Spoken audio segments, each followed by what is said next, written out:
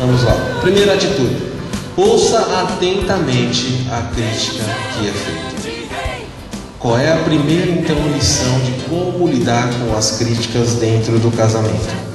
Ouça atentamente a crítica que é feita. Algumas pessoas pensam assim: olha, é melhor não falar nada, porque você não sabe como que é lá em casa, meu marido ou minha esposa. Se eu falar alguma coisa, se eu fizer algum comentário. E veja, eu não estou falando aqui de críticas, existem algumas críticas que são tolas, que nem deveriam existir. Mas existem críticas que são feitas, são presentes de Deus, vindo do cônjuge, para construir na vida da pessoa. E mesmo quando a crítica é feita com a atitude errada, com a motivação errada, a crítica em si deve entrar no ouvido do sábio e produzir uma transformação. Se você quer ter um relacionamento que sabe lidar com as críticas, você precisa, em primeiro lugar, ouvir atentamente a crítica. Não tem como ter sucesso no casamento se você não passar pelo processo de ouvir. Quantas vezes você já se deparou com uma situação de estar conversando com o seu cônjuge e compartilhando alguma coisa, e do outro lado vem uma resposta assim, e você começa a compartilhar: você viu o que aconteceu essa semana, como foi e o tempo está passando e você vai falando. Isso acontece muitas vezes com a minha esposa. Eu chego em casa e ela pergunta: como é que foi o dia? Eu falo: foi tudo bem. E ela fala: só isso? Não, eu falo: foi tudo bem, foi bem mesmo, foi bom. E eu falo: como é que foi o seu? Para que eu fui perguntar isso? E ela começa a falar: olha, eu levantei hoje às 8 da manhã. E pronto, e vai começar a falar. E vai falar, e vai falar. E muitas vezes a reação dos maridos, sabe o que é fazer? É entrar no piloto automático. E no piloto automático vem a resposta: sei, sei. Certa vez eu falava com meu irmão a respeito de um assunto, e eu percebi que, por mais que eu insistia no assunto, ele estava em outro planeta. E eu falava uma coisa, ele falava e eu percebi: bom, ele não está prestando atenção no que eu estou falando. E nós estávamos falando sobre futebol, e de repente eu perguntei para ele: você viu a escalação do Santos? Ele falou: vi. E eu falei: você viu, domingo jogou Garrincha e Pelé na ponta e tal. Eu comecei a falar, ele falou: foi bom, né? Não sei o que. Eu falei: você está prestando atenção no que eu estou falando, não é? Eles jogaram onde? O Garrincha e o Pelé. E aí ele deu risada e falou: desculpa, eu estava olhando para frente e simplesmente respondendo e sim, Senhor. E muitas vezes nós fazemos assim. Deixa eu dizer para você que o sucesso no casamento passa em primeiro lugar por ter uma disposição de ouvir atentamente aquilo que é dito. Abre em Provérbios, capítulo 15. Provérbios 15, 31. E outra pessoa abre, por favor, em Provérbios 19, versículo 20. Um casamento que não vai para frente é um casamento onde um dos dois ou os dois são sabe-tudos. Quando alguém vai falar alguma coisa, ele fala: eu já sei. Não tenho nada para mudar, isso eu já sei.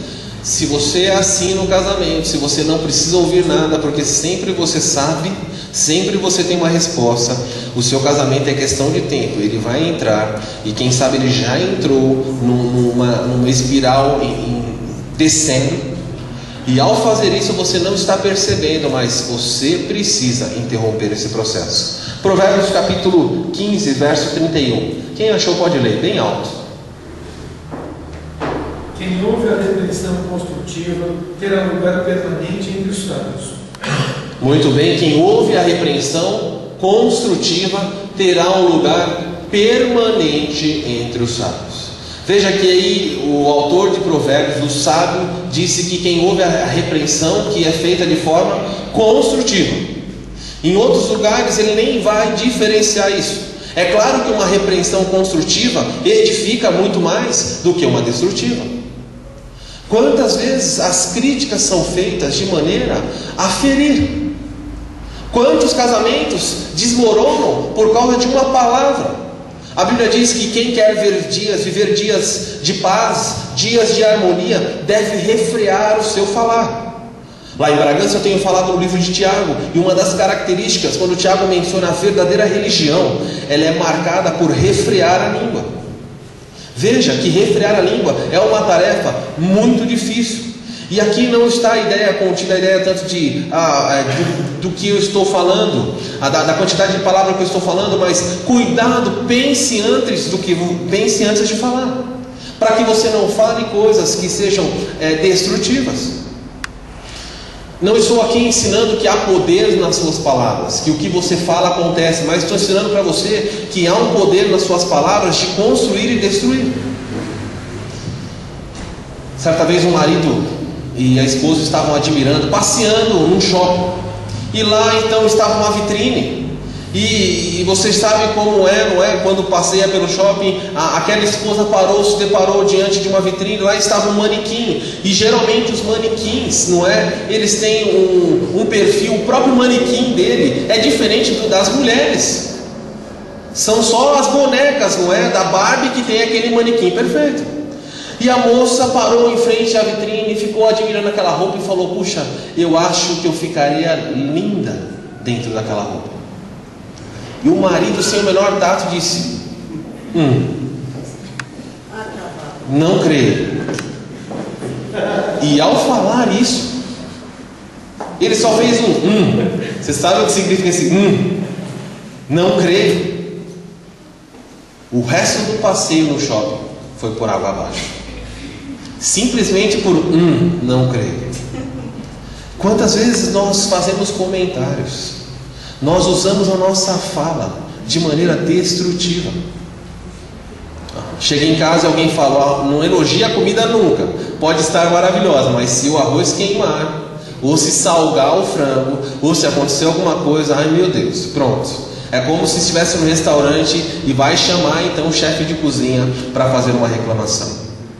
Nós precisamos ser pessoas que lidam com a crítica, mas ao mesmo tempo temos que ser pessoas que sabem tirar aquelas críticas que são tolas, que nada constroem e que só visam a destruição.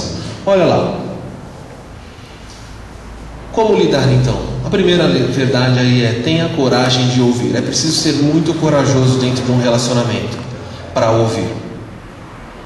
Talvez você ache que não, mas chegue hoje à noite para o seu cônjuge, antes de dormir, e pergunte para ele assim: